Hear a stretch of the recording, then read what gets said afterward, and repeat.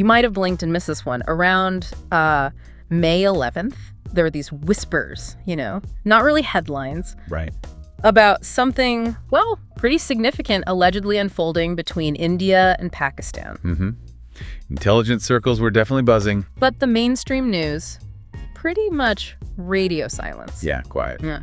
So today, we're kind of going into the shadows. We're looking at what some reports are calling Operation Sindoor. Sindoor, okay. Yeah, it's supposedly this covert operation, India, Pakistan. Played out over the last couple of months, and it seems like it just concluded. Right, just wrapped up. And our information, it's coming from a mix of places, isn't it? It is. We're talking reports, people with their ear to the ground, some satellite imagery that seems to maybe back up certain activities. Yeah, leaks, intelligence leaks. Intelligence leaks, insider sources, Yeah. The usual suspects in these kinds of stories. Officially, though, crickets. No confirmation at all. None. But when you start piecing it together, the bits of available info, and well, a picture starts to form. It's compelling, maybe a bit unsettling. Definitely unsettling. So we want to look at the reported timeline, the alleged objectives, the methods they supposedly used, and I guess what it all means, what this kind of shadow conflict signifies. Okay, so let's start with the end, or what's reported as the conclusion. A key date seems to be May 11th. May 11th, okay. That's when reports say an elite Indian reconnaissance team was extracted from the Gilgit-Baltistan area. Which is, just for context, administered by Pakistan, deep inside. Very deep. And interestingly, on that exact same day, May 11th, Yeah. Pakistan reportedly scrambled a couple of their fighter jets, JF-17 Thunders, near the line of control. The Lost Sea, right. That's the de facto border in Kashmir. Exactly. So it really begs the question, doesn't it? What was an Indian team doing that far inside Pakistani territory? Enough to scramble jets? Well, the narrative that's emerging suggests this didn't come out of nowhere. It apparently goes back to increased tensions earlier this year. Along the Siachen Glacier. Precisely.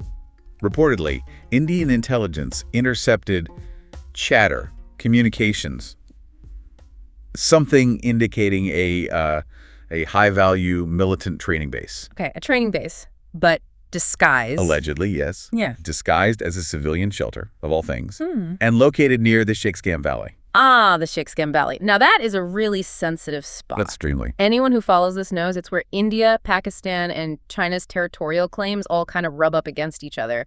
A major geopolitical pressure cooker. Absolutely. And the agency reportedly put in charge of dealing with this. Let me guess. Raw. India's Research and Analysis Wing, RAW, their main external intelligence agency. Makes sense. Their reported objective was, well, direct, but incredibly high risk. Infiltrate and neutralize this training base. Neutralize. And the code name they supposedly gave this mission? Sindoor. Sindoor. That's the red powder, the traditional powder married Hindu women wear. It is. Symbolizes auspiciousness, married life. But in this context, you can't help but think blood, duty, something. Sacred, maybe? It definitely adds a layer, a symbolic weight to the whole alleged operation. It's a powerful name. It really is. So this wasn't just a one-off raid then? Doesn't seem like it. The reports describe Operation Sindoor as more like a series of very precise surgical strikes. Surgical strikes? Carried out over about 6 weeks, apparently. 6 weeks.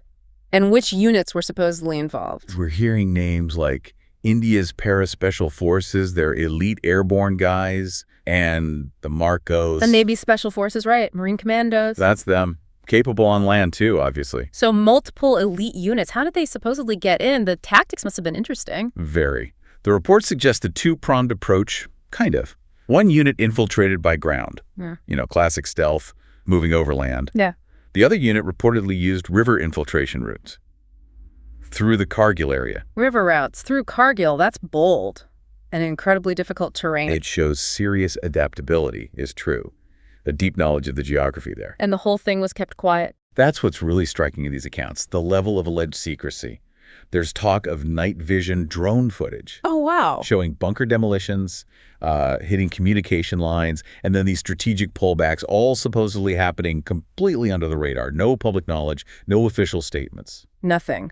Which implies the Pakistani side, their intelligence, the ISI, the Frontier Corps, they were caught out. Reportedly, yes, caught completely by surprise. There are even suggestions that some internal Pakistani assessments initially blamed these skirmishes on rogue tribal militias. Rogue militias, seriously, that seems convenient, maybe. Or just genuinely unaware? Hard to say for sure.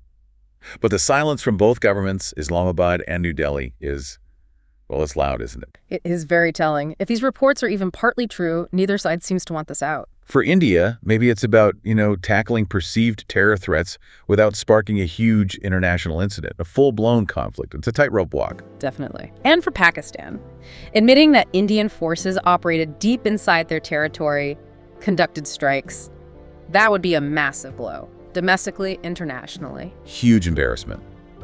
Could shake things up politically. And think about the bigger picture, too. The geopolitics. Yeah. Both India and Pakistan have been busy with diplomacy, especially with Gulf nations recently.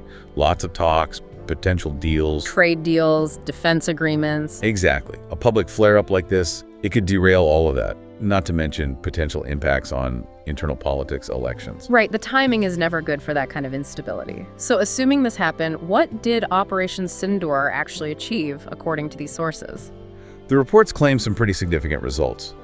Destruction of 3 major weapons caches. Okay. The capture of 2 individuals described as ISI assets, operatives. Captured, not neutralized. Captured, according to these reports. And maybe the biggest prize. Retrieval of a list. A list detailing sleeper cells based in Kashmir. A list of sleeper cells. That would be major intelligence coup, if true. Absolutely huge. But again, we have to keep stressing this. None of this is confirmed, officially, anyway. Not a word.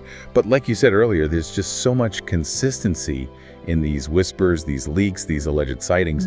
It feels like more than just noise. There's a lot of smoke. Way too much smoke to just ignore, perhaps. So, okay, let's assume for a moment that Operation Sindoor or something very much like it actually happened. What does that mean? What are the bigger implications here? Well, it could really signal an evolution, maybe even a dangerous one, in how India and Pakistan engage. How so? We might be looking at a shift towards what people are calling, 21st century shadow combat. Shadow combat, less about tanks and troops on the border. Maybe less visibly about that, more about these covert ops. Cyber warfare is a big part of it. Constant drone surveillance and controlling the story, the narrative. It's deniable. It's murky. And potentially much harder to de-escalate. That's the risk. These reports suggest civilian casualties were minimal this time, thankfully. But if these silent escalations become the norm, the potential for miscalculation, for something spiraling out of control, even if unintended, seems much higher. The lines get really blurry. They really do. Think back to, say, the 1971 war. That was about territory, conventional forces, tanks moving across plains, clear objectives in a way. Very different. This alleged operation, Sindoor, it emphasizes intelligence, precision strikes, infiltration, and above all, secrecy. It's a completely different playbook. So the big question remains, was Operation Sindoor real?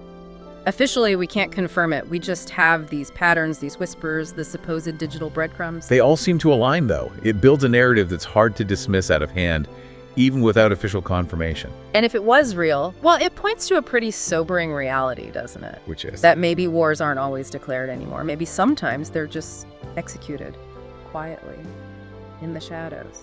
A chilling thought. So turning it over to you listening, what do you think? Is this all just smoke and mirrors, misinformation? Or are we actually seeing the playbook for a new kind of conflict unfold? We'd genuinely like to know your take.